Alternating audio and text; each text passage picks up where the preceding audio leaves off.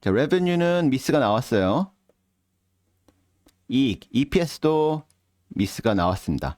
그 다음에 중요한 거, 올해 2024년도 딜리버리 가이던스에 대해서 숫자를 주지 못했습니다. 이거 중요해요. 근데 월스트리트에서는 210만 대를 예상하고 있었어요. 왜냐면은 작년에 180만 대를 했기 때문에 원래는 180만 대 플러스 그거의 50%를 하면은 원래 200 한 얼마 돼야죠? 270만 대 정도 돼야 하는데 좀 낮게 잡아갖고 210만 대로 잡았어요. 그마저도 만족을 시켜주지 못했습니다. 왜? 숫자가 없으니까.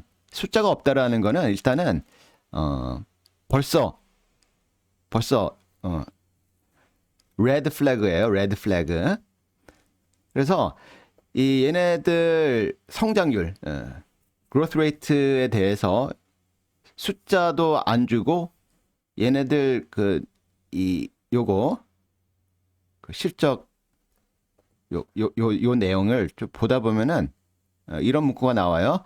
Notably lower라는 얘기는 notably lower. 이거 파파고에서 제가 번역기 돌리니까 현저하게 낮은 성장률을 예상하고 있다라고 얘기하는 겁니다. 자, 중요한 건 뭐예요? 그러면 현저하게 낮은 성장률이면은 예전에 성장률이 얼마였나? 그거 되게 중요하잖아요. 그렇죠? 자, 적어 드릴게요. 뭐 아시는 분들은 아실 거고 모르시는 분들은 대부분 모르세요. 2022년도 이때 성장률이 40%였습니다. 40%. 그 다음에 2023년도 몇 프로였을까요? 아시는 분 계실까요?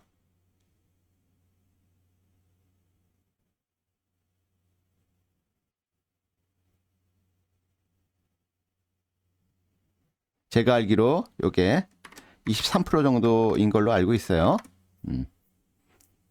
근데 2024년도에 와서는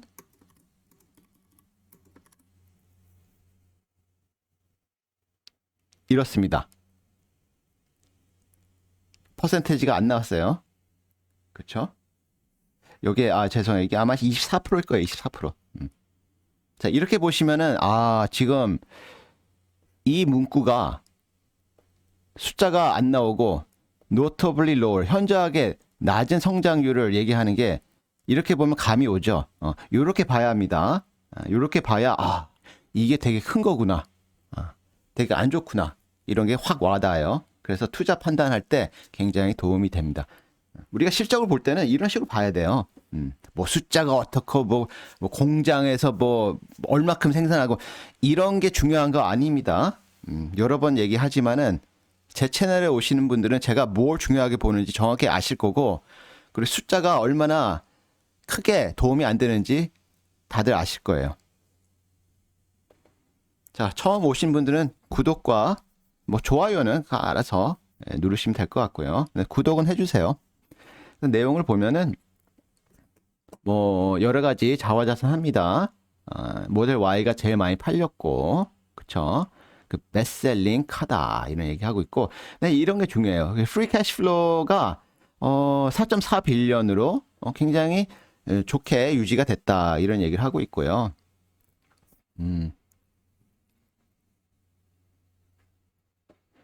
이게 지금 왜 자랑을 하냐면은 현재 R&D로 들어가는 비용과 그쵸, 그 투자, 굉장히 많은 투자를 함에도 불구하고 우리가 이 높은 현금 흐름, 캐시플로우를 유지하고 있다라는 걸 보여주는 거예요.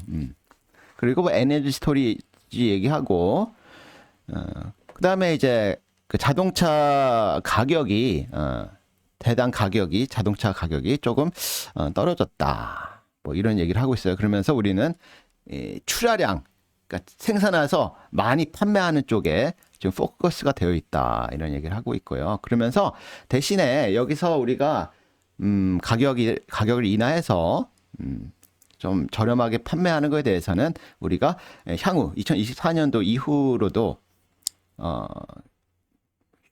효율화를 통해서 비용을 절감하면 그게 다 결국은 우리가 차량을 조금 인하해서 판매하는 걸 다 상쇄시킬 수 있다 이런 얘기를 하고 있고요.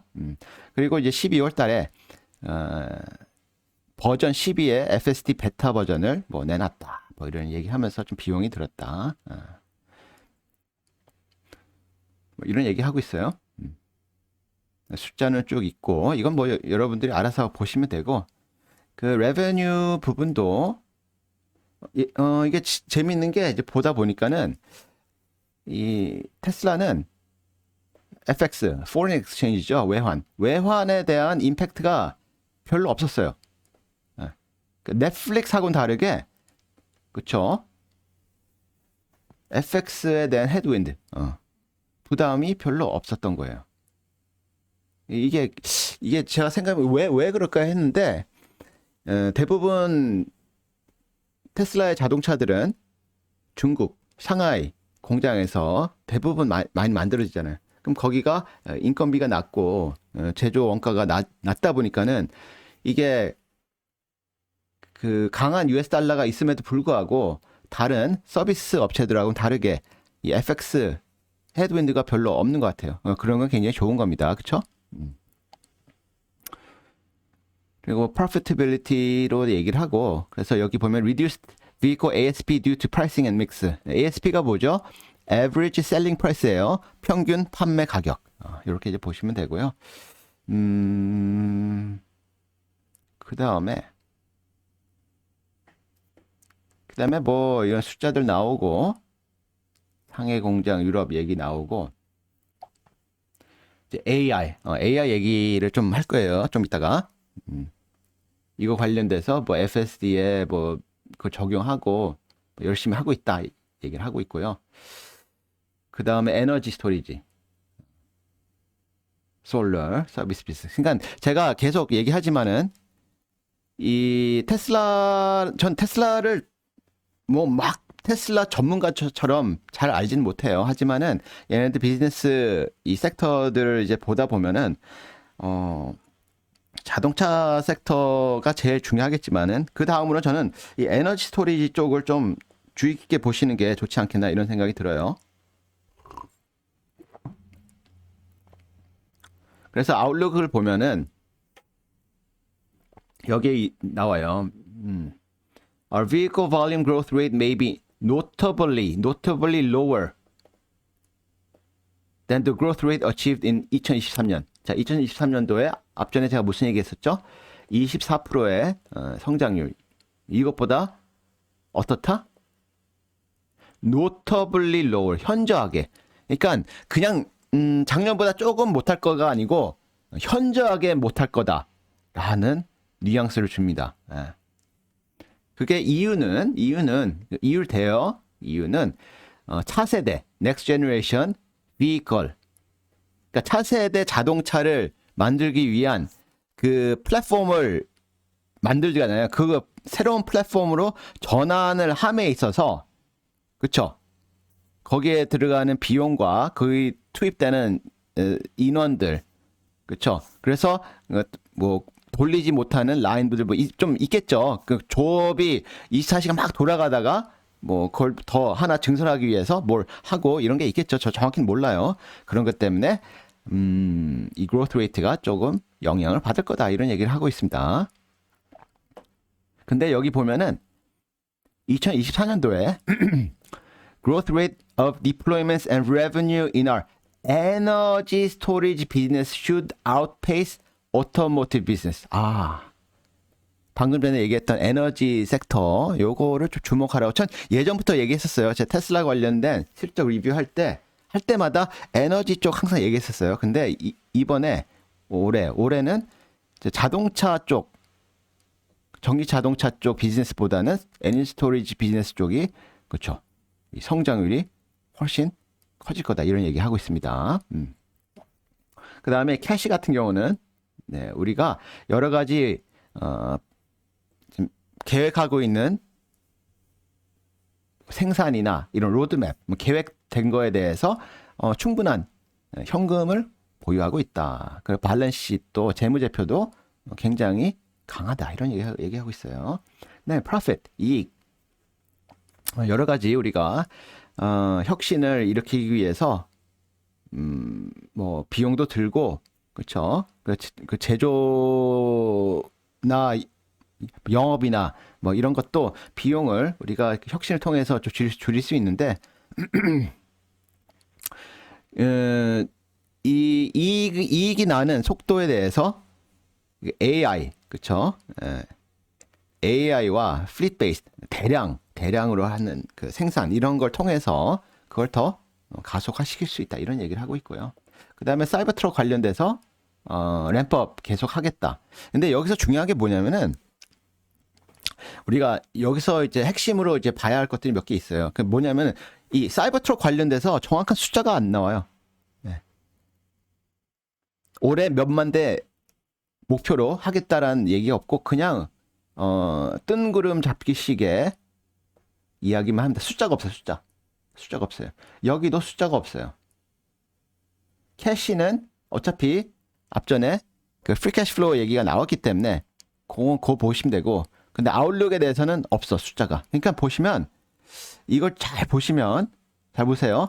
볼륨에도 퍼센테이지가 없고 캐시에도 숫자가 없고 프로핏에도 숫자가 없고 사이버 트럭 관련된 프로덕트에 대해서도 숫자가 없어요.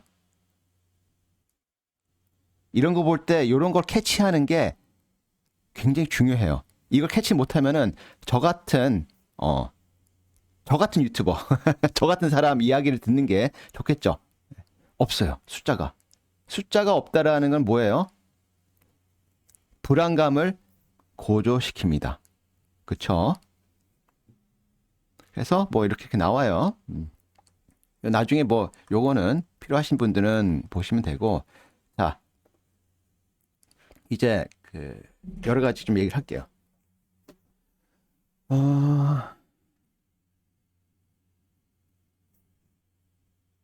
지금 월스트리트에서 보고 있는 오토 그로스 마진에 대해서 원래 예상 expectation이 얼마였어요? expectation이 한 15.7%였어요. 근데 얼마큼 나왔습니까?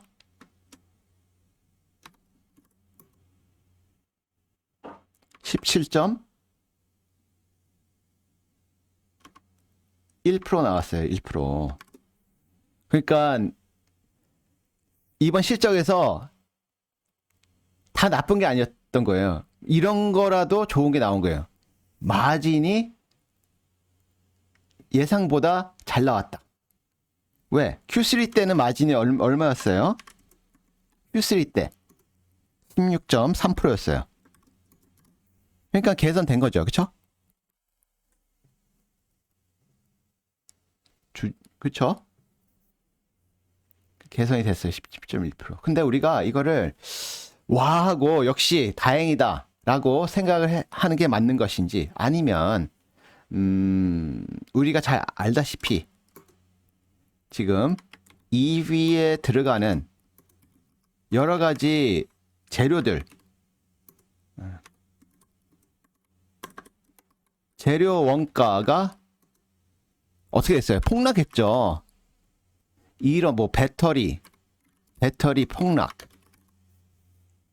뭐 리튬 폭락 하여튼 뭐 폭락이지 하락이지 여튼 내려가니까 어떻게 돼요? 조달 원가가 낮아지는 거죠. 조달 원가가 낮아지면 어떻게 돼요? 마진에 플러스 알파가 되는 거죠. 그러니까 이거 17.1% 마진을 얻은 게 테슬라가 열심히 해서 마진을 얻은 것보다는 혹시라도 저도 정확히는 몰라요. 혹시라도 이런 머티리얼 EV에 들어가는 그러니까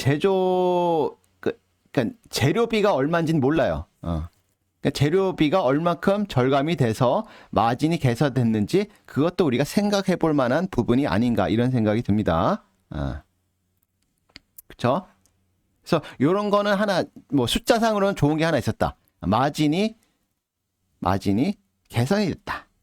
Q3 대비. 근데 이 개선의 상세한 내역이 뭐가 있었을까? 그걸 생각해 보면은 방금 전에 얘기했던 그런 재료 원가가 낮아져서 마진이 개선되는 부분이 있었던 게 아닌가.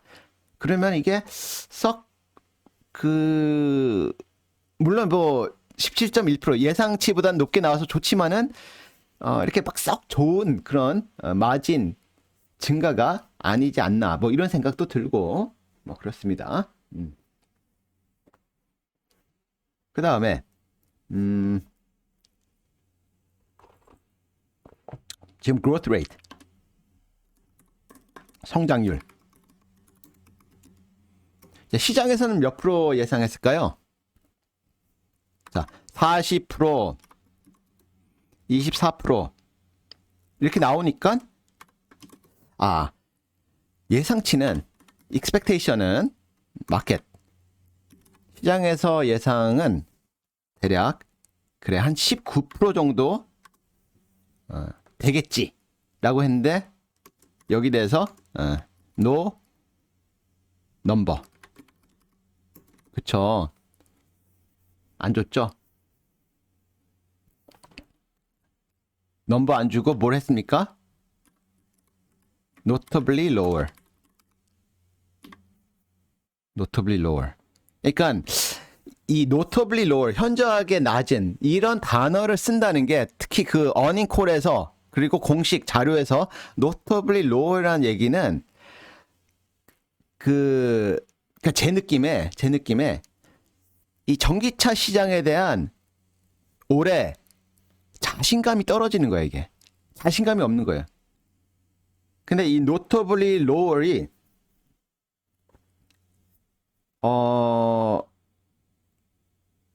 두 자리 숫자 10%가 될 수도 있고 5%가 될 수도 있어요. 1%가 될 수도 있고 모르는 거야. 근데 notably lower 하니까 월스트리트에서는 10% 정도를 그냥 애들끼리 애널리스트끼리 그럼 저게 한 10% 정도 아니야? 이런 얘기를 하고 있습니다. 저는 몰라요. 제 생각에는 10%도 안 될 것 같은 생각이 들어요. 저 개인적으로. 왜냐하면 제가 애널리스트와 투자자들한테 뭔가 공식 자료를 발표하고 콜, 그러니까 어닝 콜 이런 데서 얘기할 때 notably lower 이런 단어를 쓸 정도면은 이 퍼센티지 얘기하기가 되게 애매모호한 상황이라고 생각돼서 쓰는 것 같습니다. 근데 이제 우리가 아까 앞전에 얘기했던 17.1%도 이제 좋은 쪽으로 보자면은 1년 그동안 1년이 지나면서 처음으로 개선된 숫자예요. 17.1%는. 그래서 그런 면에서는 좋은데 그쵸 앞전에 얘기했던 이게 혹시 재료비 이런 게 확 떨어져서 마진이 개선된 건지 그걸 우리는 알 수 없다. 그쵸 우리가 뭐 이런 재료비 조달 원가를 우리가 알 수는 없으니까 그건 뭐 테슬라 기밀이기 때문에 그쵸 그냥 대충 이런 게 아닌가 이런 생각을 해볼 수도 있고요. 그다음에 전기차 관련돼서는 이래요. 이런 EV 마켓 에 대해서 나는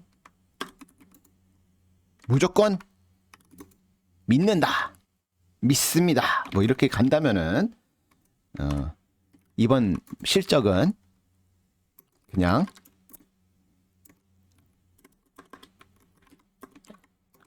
한 노이즈 정도로 그냥 뭐 무시해버리면 되는 거고 뭐 그럴 수 있구나 하고 하지만 EV 시장에서 나는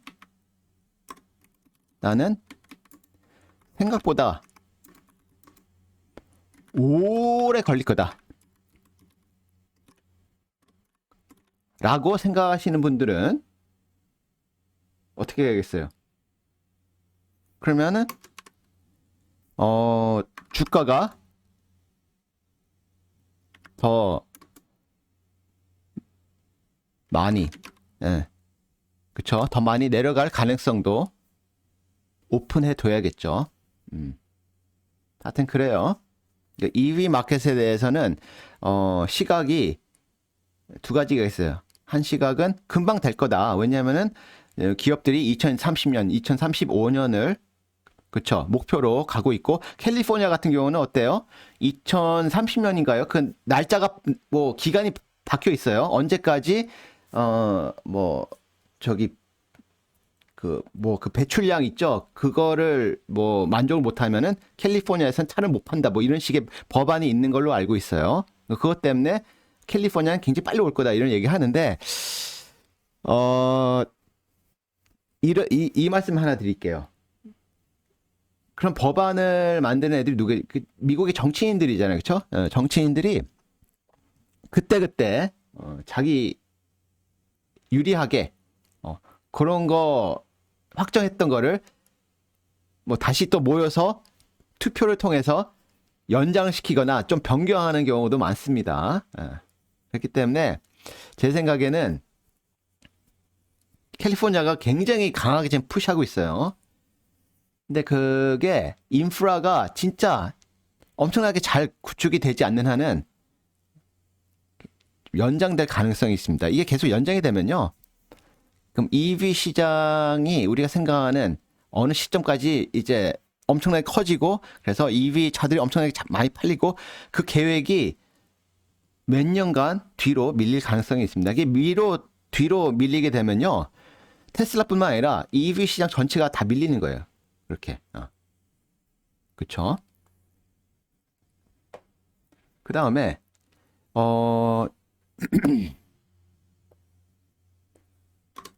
지금 2023년도 또는 테슬라가 1위예요. 글로벌 1위. 1위인데 지금 시장에서는 2024년도에는 그쵸, BYD가 글로벌 1위가 될 가능성이 크다 이런 얘기를 하고 있고요.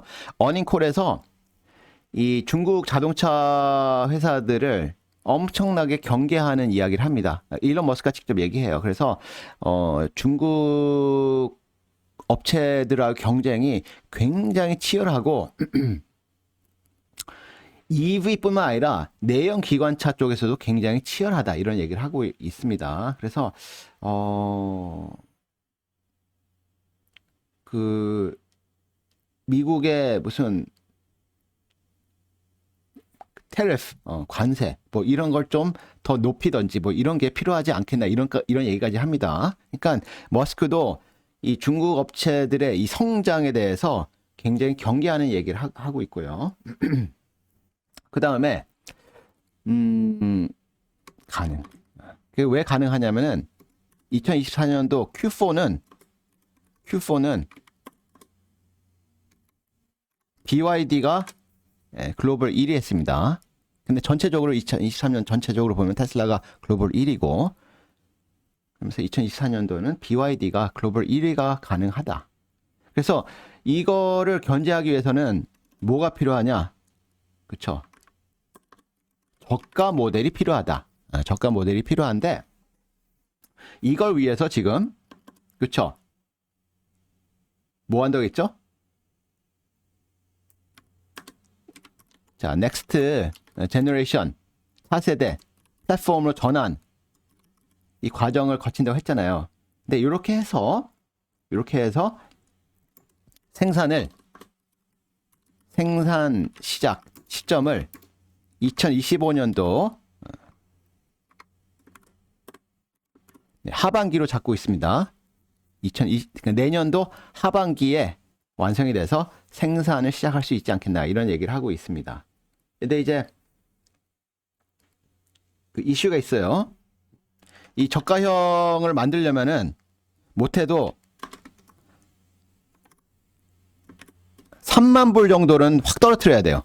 3만 불 정도. 왜냐면은 미국에서 준중형 차량 가격이 이 정도 될 거예요. 3만 불 전후가 되는 걸로 알고 있습니다. 근데 이제 두 가지 이제 이슈가 있어요. 첫 번째는 테슬라가 갖고 있는 제일 저렴한 모델 3잖아요. 모델 3가 얼마죠? 가격 인하가 돼서 얼마죠? 좀 알려주세요. 제가 가격을 정확히 몰라서 4만 얼마인 걸로 알고 있는데,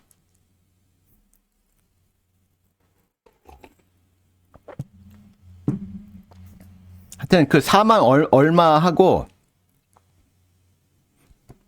가격 격차가 있어야 돼요. 가격 차가 없으면은 안 팔릴 가능성이 있습니다. 그래서 그런 숙제가 좀 있고, 그 다음에 지금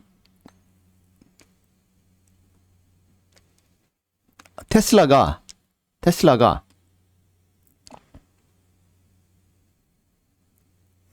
뭘 하고 있죠?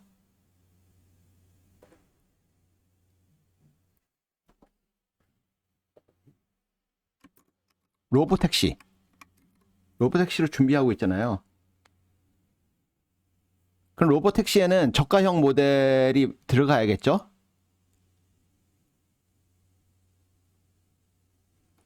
자, 기본이 39,000불이니까 다니엘님 감사합니다. 그럼 3만 불 갖고는 안 될 것 같아. 그러면은 25,000불은 돼야 할 것 같아요. 모델 3가 4만 불이면은 뭐 가령 뭐 이게 모델 뭐 이름이 뭐가 될지 모르겠어요. 뭐 원이 될지 뭐 모델 칩 모델은 25,000불이 돼야 할 거예요. 근데 이게 가능하냐? 첫 번째. 왜냐 중국 업체들 거하고 같이 경쟁해야 하니까. 그리고 내연 기관차들하고도 경쟁해야 하니까. 그 다음에 로보택시에 대해서 기대를 많이 하는 것 같아요. 많은 사람들이. 근데 저는 모르겠어요. 로보택시는 이런 뭐 좀 제한된 공간, 뭐 가령 공항이나 또는 뭐 대학교 캠퍼스 이런 데서는 있을 수 있어요. 그렇죠? 근데 그 일반 도로에서는 로보택시가 아직은 규제도 많고 넘어야 할 규제도 많고 그렇습니다. 그래서 이런 걸 만들기 위해서는 칩 모델하고 만들기 위해서는 그쵸? 뉴 플랫폼을 만드는데 이거를 1차적으로 텍사스에서 생산을 하고 그 다음은 멕시코 공장에서 생산을 할 계획이라고 얘기합니다. 이거 일론 머스크가 어닝콜에서 얘기한 거예요. 그래서 우선은 텍사스에서 플랫폼을 만들고 두 번째는 멕시코. 근데 제가 알기로는 멕시코 기가 팩토리가 지금 생산이 중단된 걸로 알고 있는데 뭐 그게 뭐 맞는지 틀린지 모르겠어요. 제가 알고 있는 하는 그런데 요거에 대해서도 조금 생각을 해봐야 하고요. 이런 얘기예요. 신형 플랫폼이 2025년도 하반기에 시작이 되면은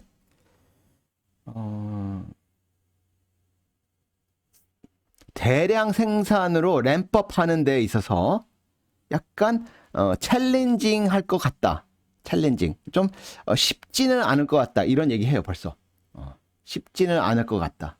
그 이유가 뭔지 몰라요. 그게 어닝콜에서 그 얘기해요. 일론 머스크가 우리가 이 새로운 플랫폼에서 새로운 차량을 생산하는데 초기에 product ramp up will be challenging이라고 합니다. 그런 얘기를 하고 있고요. 그리고 올해 그 캐펙스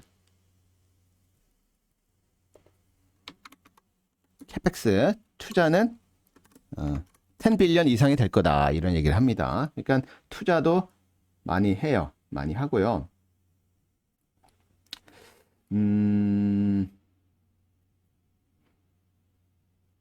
그다음에 마진 관련돼서 CFO가 얘기한 게 있었어요. 어닝콜에서 CFO가 무슨 얘기를 했는데 이런 얘기예요.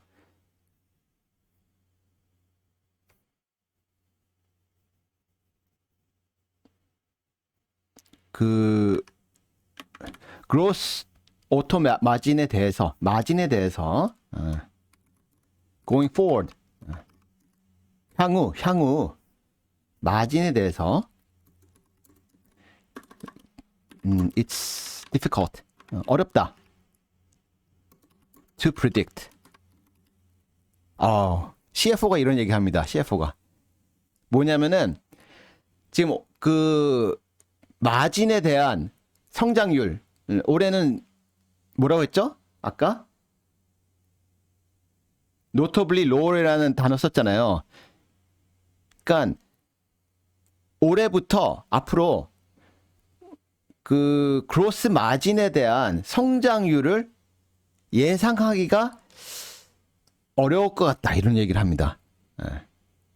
그만큼 어렵게 보고 있다는 얘기예요. 그만큼 시장을 굉장히 어렵게 보고 있다는 얘기예요. 그리고 또 이런 얘기를 해요.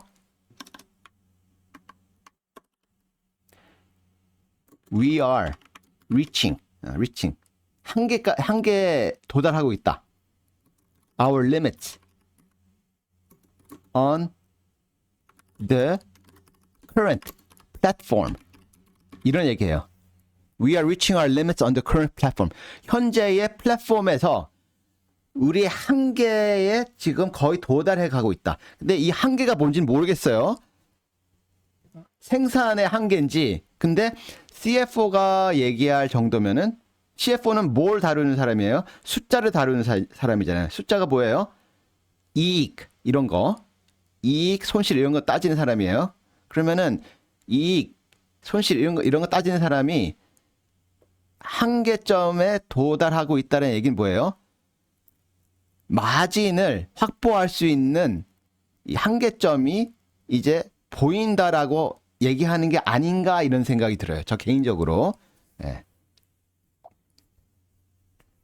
그래서 결국은 새로운 플랫폼을 통해서 다시 마진을 늘리는 방향으로 할 수밖에 없는 건가? 이런 생각이 들기도 해요. 다 제 개인적인 생각이에요. 근데 걔네들이 사용하는 이번 어닝콜이나 이번 실적에서 사용한 워딩 있죠? 워딩. 사용한 단어들이 긍정적인 단어가 별로 없었어요. 대부분 긍정적이지 않은 단어들을 주로 갖고 어닝콜을 진행을 했어요. 그리고 여기도 잘 보시면요. 긍정적인 단어가 그렇게 많지가 않아. 특히 아까 제가 얘기했던 이 아웃룩에서 숫자가 하나도 없어. 그래서 우리가 어떤 실적 분석할 때 이런 걸 보셔야 돼요. 뭐 숫자 갖고 뭐 대부분 이런 숫자 갖고 얘기할 거예요. 뭐 숫자가 뭐 얼마고 뭐 생산 얼마 했고 늘어나고 뭐 퍼센티지가 이런 거 갖고 대부분 얘기하거든요. 이게 그렇게 중요한 거 아니에요. 어닝콜에서 무슨 얘기를 했고 분위기가 어땠고 여기에 뭐가 없는지 숫자가 없다라는 거 아마 제가 최초일 거예요. 여기 숫자가 없다라는 거 지적하는 사람이. 저는 이거 보고 놀랐어요. 여기 숫자가 하나도 없어. 어떻게 숫자가 하나도 없지 여기? 아웃룩을 주면서 숫자가 없어. 숫자가 다 말로만 해놨어.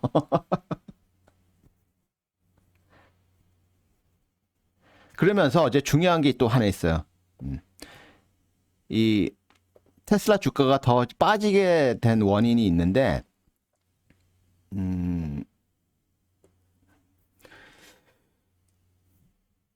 머스크가 얘기한 거예요. 머스크는 테슬라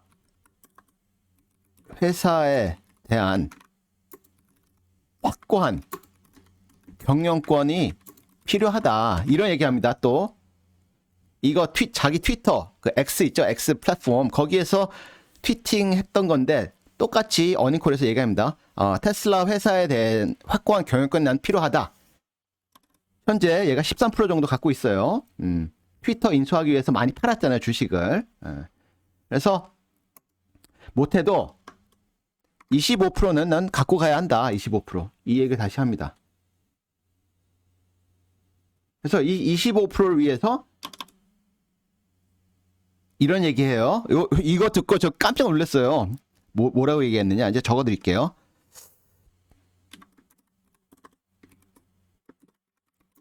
dual class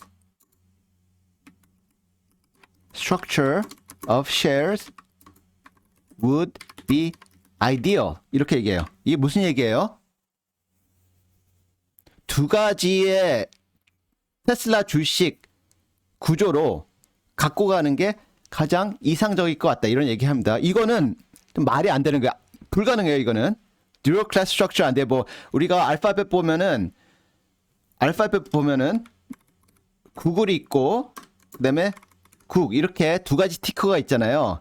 클래스 A, 클래스 B거든요. 그래서 클래스 B는 제가 알기로는 클래스 A 주식 10개 주식의 그 권한을 갖고 있는 걸로 알고 있습니다. 저 정확히 몰라요. 구글 그거에 대해서. 여하튼 이런 식의 듀얼 클래스 스트럭처의 쉐어로 가면 어떻게 했느냐. 그래서 이렇게 만들면은 뭐 가령 테슬라 테슬라 하고 테슬람 이렇게 해서 이렇게 만든다 보자고요. 테슬람 이렇게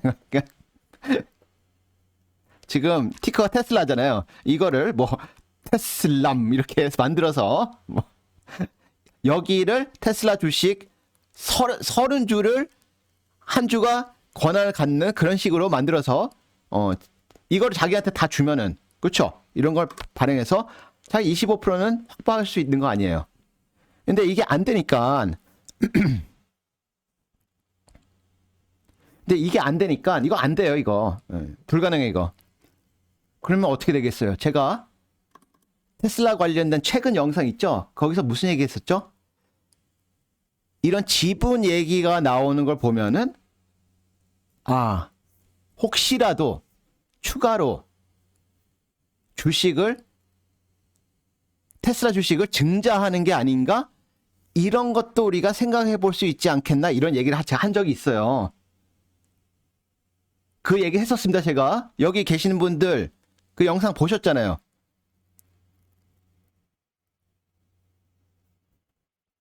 그래서 이런 얘기를 하는데 문제는 이런 거예요. 이거를 안 주면 그쵸? 예전에 이런 얘기 있어요. 예전에 어니콜에서 얘기 안 했고 어니콜 전에 이와 관련 비슷한 얘기 할 때 자기한테 그 테슬라에 대한 확고한 경영권이 없다면은 지금 개발 중인 AI 관련된 거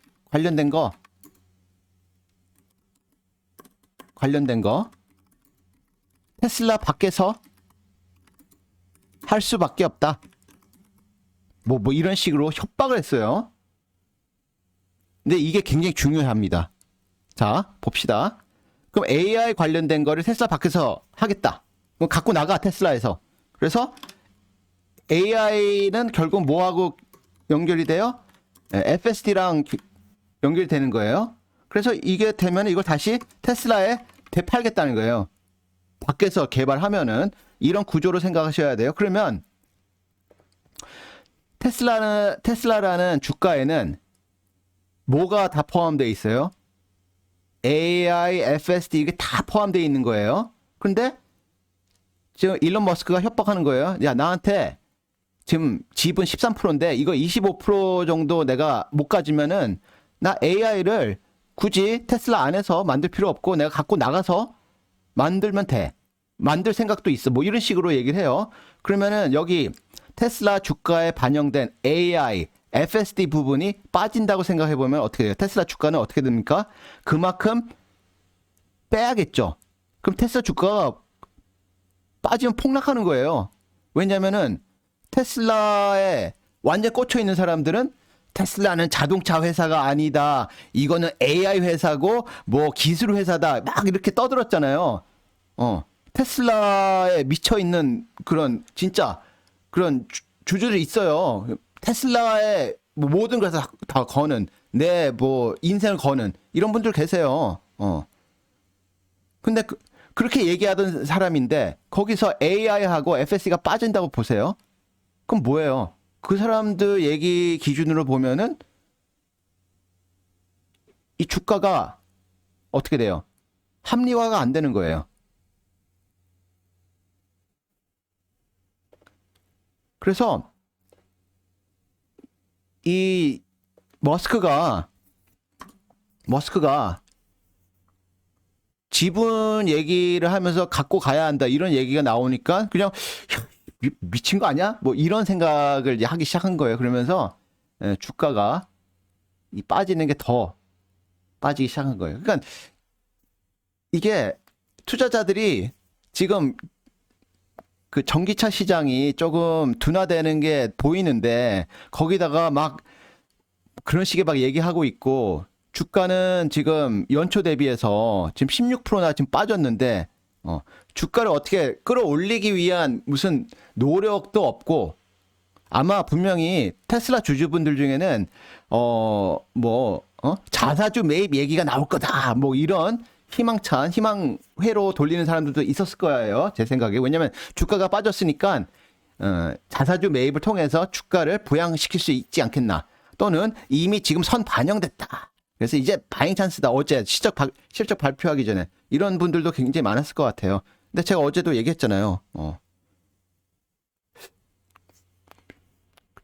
팔랑기는 그렇게 좋은 것 같지는 않다. 그렇죠? 그래서 오늘 이 테슬라 관련된 리뷰를 여기서 마치고